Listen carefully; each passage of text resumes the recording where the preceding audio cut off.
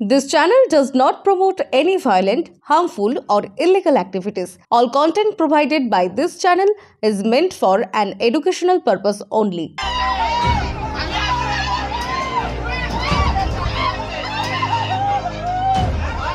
পাড়ার মধ্যে দেহ ব্যবসা চালাচ্ছেন প্রতিবেশী মহিলা।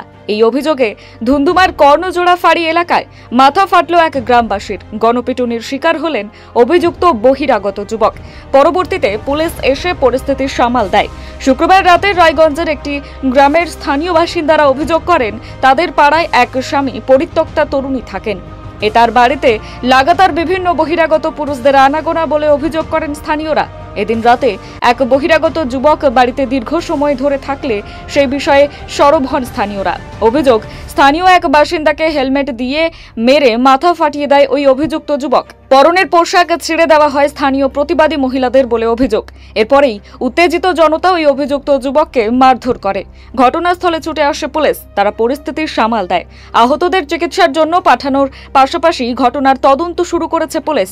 এ বিষয়ে স্থানীয় বাসিন্দারা কি অভিযোগ করেছেন শুনে নিন। ঠিক আছে, নিয়মিত মহিলাটা বাড়িতে ব্যবসা শুরু করছে। আমরা এর আগেও হাতে নাতে ধরছিলাম। তখন উনি সবার কাছে প্রমাণিত কেন্দ্রে গুনে বলছে যে আমরা নাকি ওর নামে সদস্য প্ল্যান করছি ওকে ধরার জন্য, ওকে নোংরামি করার জন্য। ওর বাড়ি থেকেও বাপের বাড়ি থেকে কিন্তু ওকে ভাগিয়ে দেওয়া হয়েছে যে নোংরামি করার জন্য।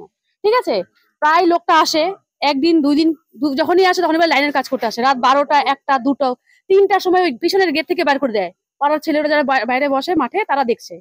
আমরা ভাগে ভাগে ছিলাম। একবার আমরা ধরছি, কোনো কথাটাকে গুরুত্ব দেয়নি। হাসুয়া নিয়ে আজকে যখন ধরছি আমরা সবাই মিলে, পাড়ার সব মহিলাগুলো মিলে ধরতে গেছি। হাসুয়া নিয়ে বসে আছে। ও যখনই পালাইতে নিচে তখন দাদা, যে সুদর্শন দাদা, ধরতে গেছে। হেলমেট দিয়ে দাদাকে মেরেছে মাথার মধ্যে। ওকে মেরে পা কেটে দিয়েছে, দাদার মাথা ফাটিয়ে দিয়েছে। পরে আমরা দিদি শাড়ি ছিঁড়ে ফেলেছে। ঠিক আছে, পরে আমরা সবাই মিলে গেছি।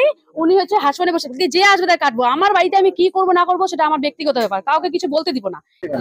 এখানে একটা লোক এই বাড়িতে আসে, এটা বোতা 2 নম্বরে কাজ করে। ওই লোকটা প্রতিদিন আসা যাওয়া করে, এছাড়া অনেক লোক আসা যাওয়া করে। তো তখন আজকে লোকটা যখন যাচ্ছিল, তখন এখান দিয়ে আমি যাচ্ছিলাম, এখানে দাঁড়াইছিলাম।